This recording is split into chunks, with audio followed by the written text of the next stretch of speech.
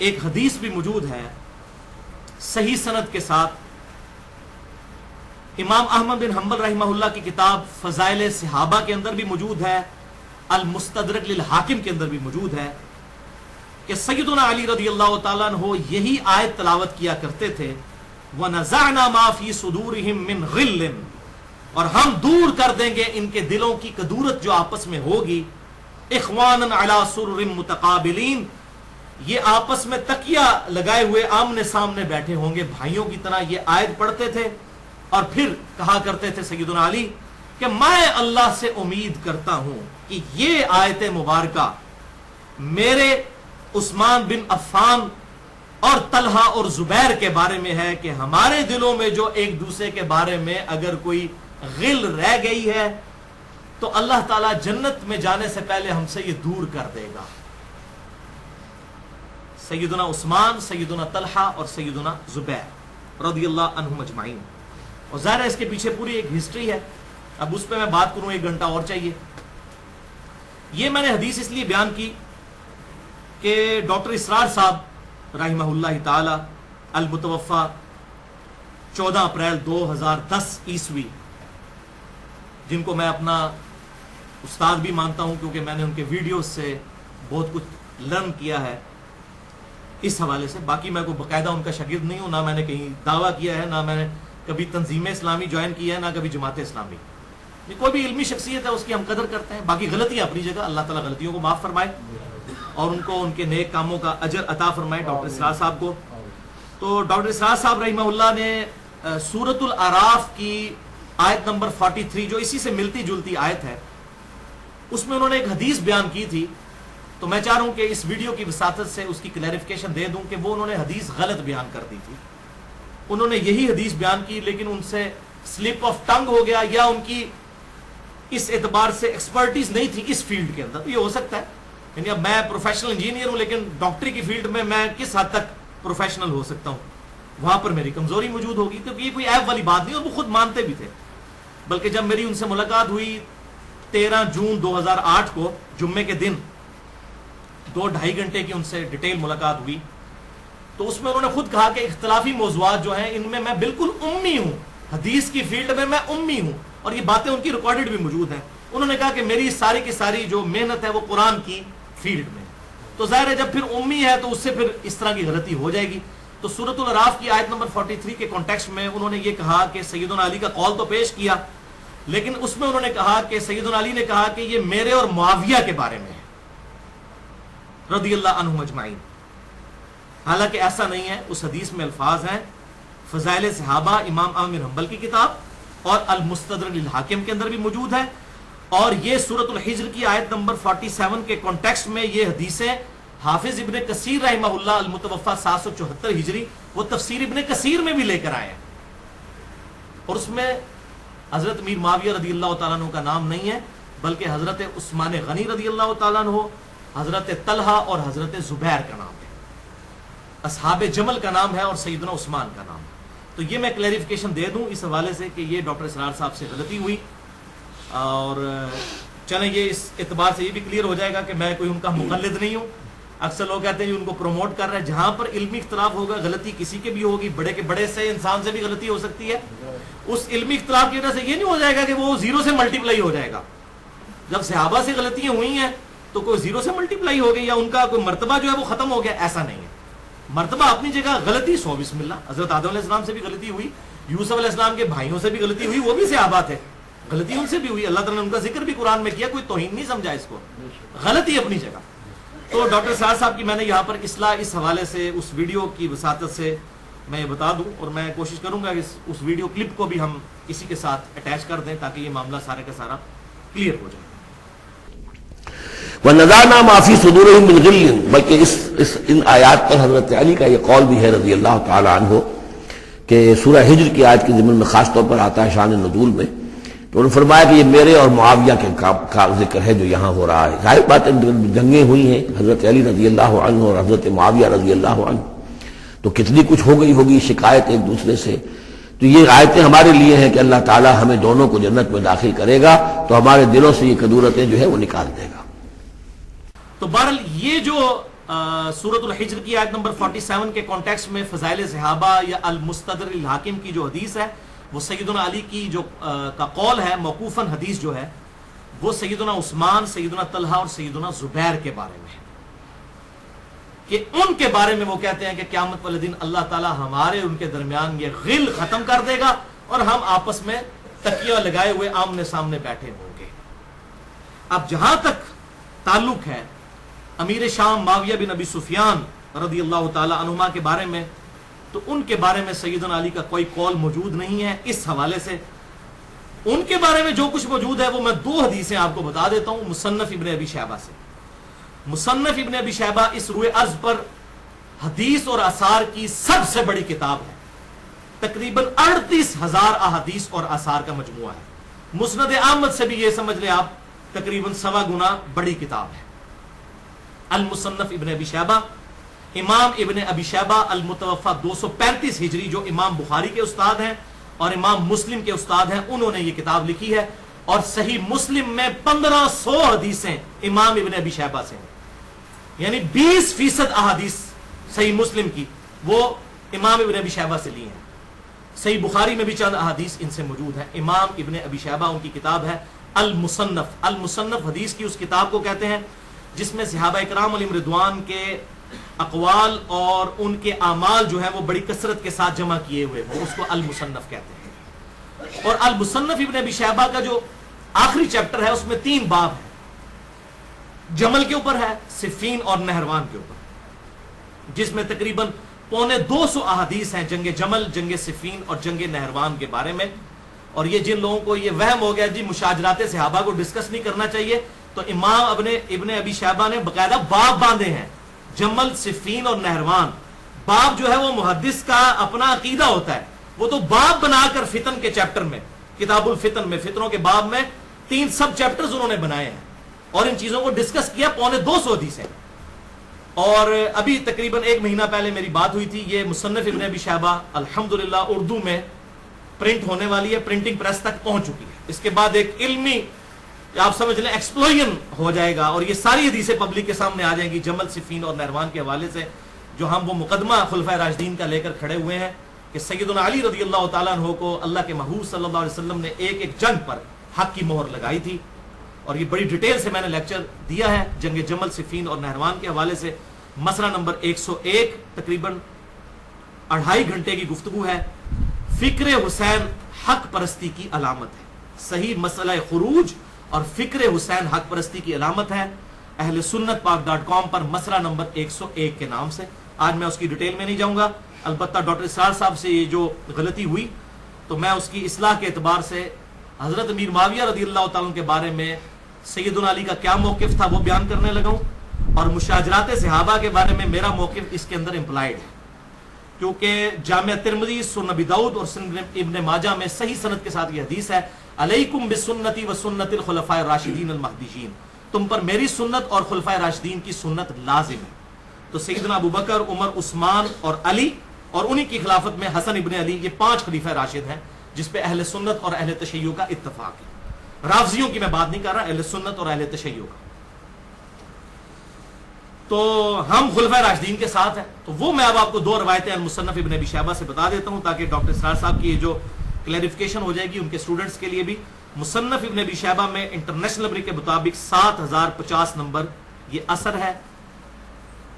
Tabei कहते हैं कि हमने सैयदना अली रज़ियल्लाहु ताला अन्हु के पीछे नमाजों में कुनूत नाज़िला पड़ी थी माविया बिन अबी सुफियान रज़ियल्लाहु ताला अन्हु के खिलाफ, और सैयदना अली ये दुआ करते थे, अल्लाहुम्मा अलैका बि मुआविया व अशियाही, अल्लाहुम्मा अलैका बि अम्र इब्न आस व अशियाही, ऐ अल्लाह माविया और उसके शिया को तू तबाह बर्बाद कर दे, अमर इब्न आस और उसके शिया को, शिया कहते हैं उनके ग्रोह को, ये पॉलिटिकल टर्म है शियाने अली और शियाने माविया, हम अहले सुन्नत शियाने अली हैं अल्हम्दुलिल्लाह।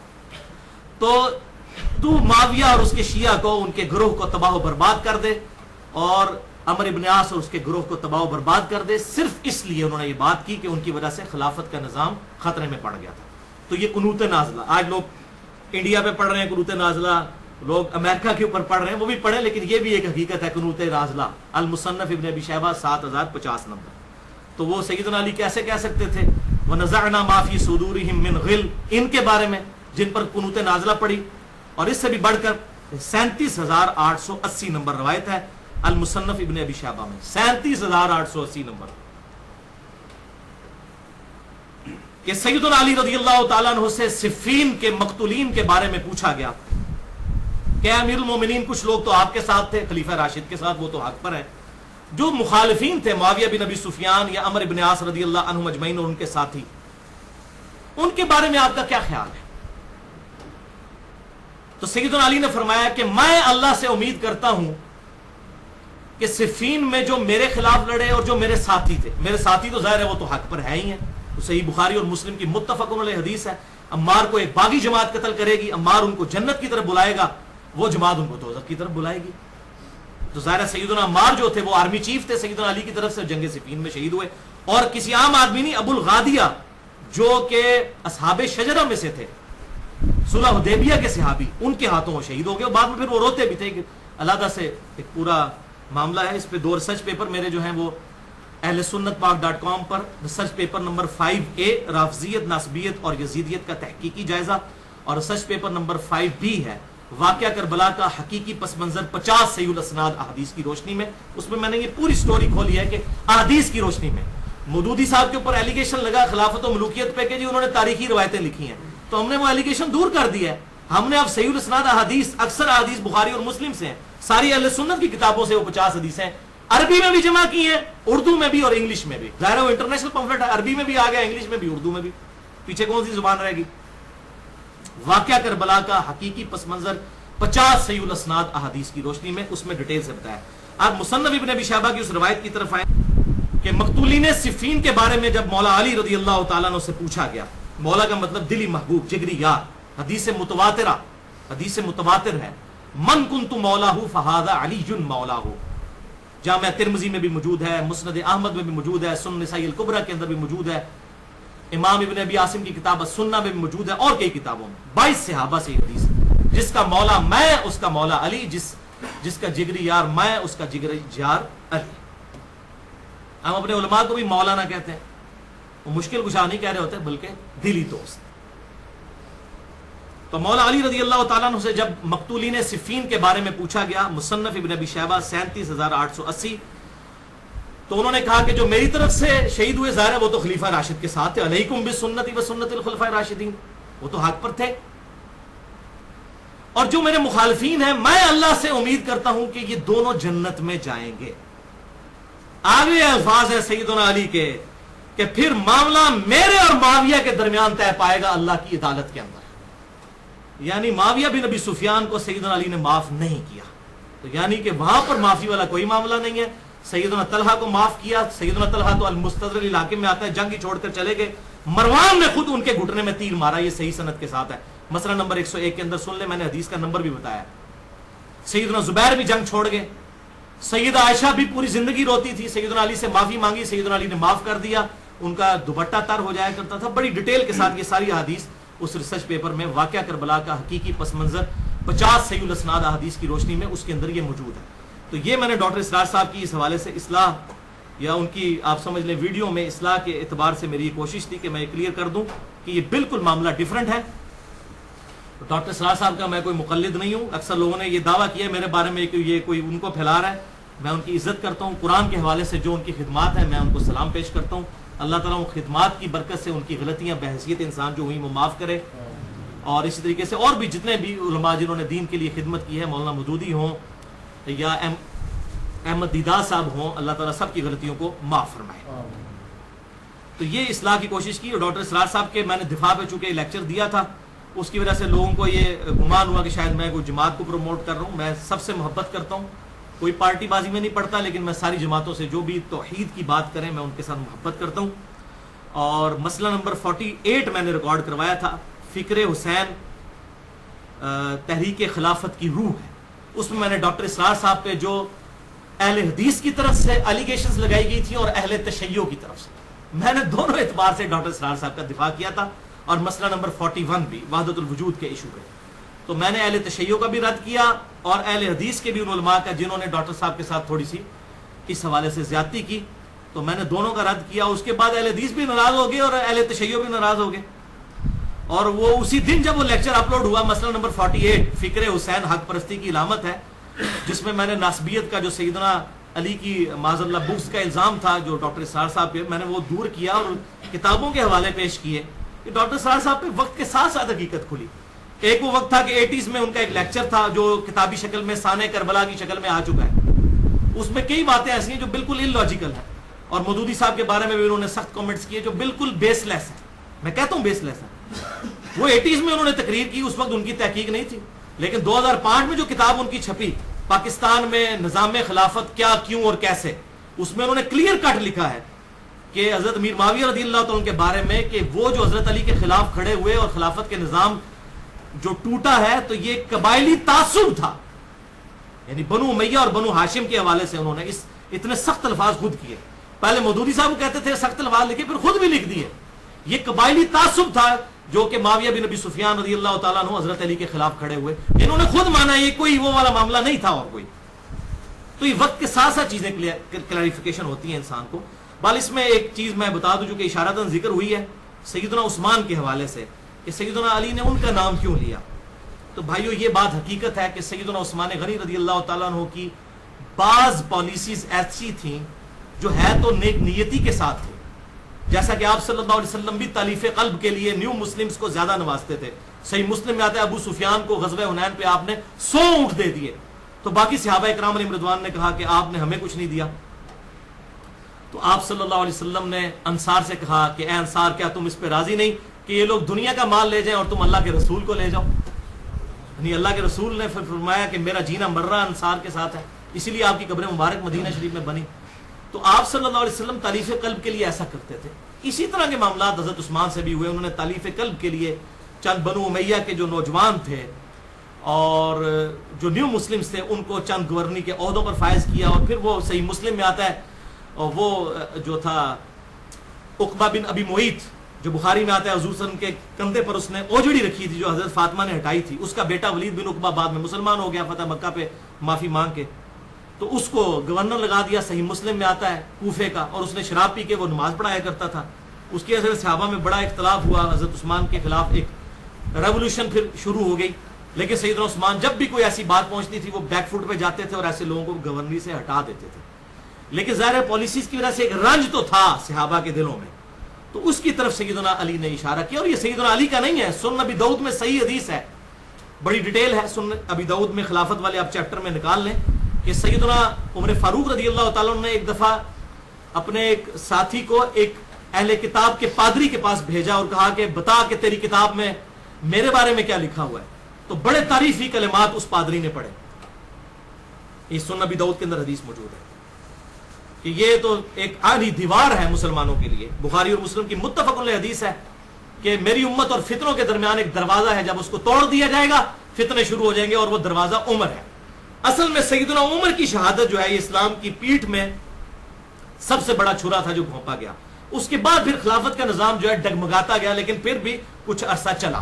خلفائے راشدین ہیں باقی بھی الحمدللہ, لیکن اس طرح کی خلافت نہیں جو ابو بکر و عمر نے کی ہے. وہ اللہ تعالیٰ کی طرف سے خاص پروٹیکشن تھی. بہرحال وہ ابو داؤد میں آگے حدیث آتی ہے کہ پھر سیدنا عمر کے بعد اس نے پوچھا کہ جو خلیفہ بنے گا اس کا کیا حال ہوگا. تو اس پادری نے کہا کہ ہماری کتابوں میں لکھا ہوا ہے کہ وہ بڑا نیک اور شریف انسان ہوگا, سوائے اس کے کہ وہ اپنے رشتہ داروں کو نوازے گا. اور پوچھا اس کے بعد, تو اس نے کہا اس کے بعد جو شخص خلیفہ بنے گا انتہائی نیک انسان ہوگا, لیکن اس وقت تلوار نیام سے باہر نکل چکی ہوگی.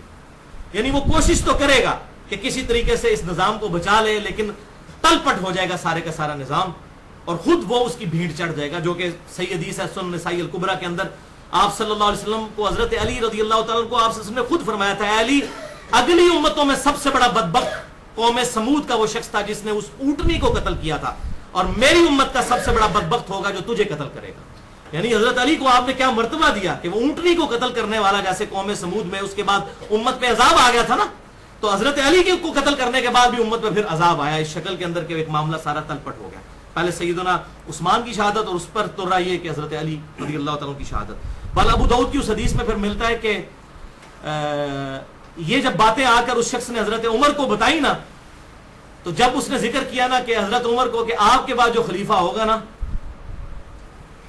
وہ ہوگا تو نیک، لیکن وہ اپنے رشتہ داروں کو نوازے گا، تو سیدنا عمر کی زبان سے یہ الفاظ نکل گئے، خدا عثمان پر رحم کرے۔ یہ حضرت عمر کی آپ کرامت کہہ دیں کہ ان کو ظاہر ہے جب اکٹھے لوگ ہوتے ہیں تو نیچر کا پتہ ہوتا ہے، تو یہ حضرت عمر کے الفاظ ہیں، خدا عثمان پر رحم کرے، یعنی حضرت عمر کو یہ پتہ چل گیا تھا کہ یہ ایسا شخص کون ہو سکتا ہے۔ تو اس قسم کے معاملات تھے۔ بہرحال ان تمام چیزوں کے باوجود خلفائے راشدین میں ہیں حضرت عثمان غنی بھی، حضرت علی رضی اللہ تعالیٰ عنہ بھی، حضرت ابو بکر بھی، حضرت عمر بھی، ہم سب سے محبت کرتے ہیں اور ہم اللہ تعالیٰ سے دعا کرتے ہیں ہمیں قیامت والے دن خلفائے راشدین کے ساتھ اٹھائے۔ جو حق بات میں نے آج کہی اللہ تعالیٰ ہمارے دلوں میں راسخ فرمائے، اگر جس بات میں میرے منہ سے کوئی غلط بات نکل گئی تو اللہ تعالیٰ ہمارے دلوں سے معاف کر دے، ہمیں کتاب و سنت کی تعلیمات پر عمل کر کے دوسرے بھائیوں تک پہنچانے کی توفیق عطا فرمائے۔ سبحانک اللہم و بحمدک، اشہد ان لا الہ الا انت، استغفرک و اتوب الیک، وما علینا الا البلاغ المبین۔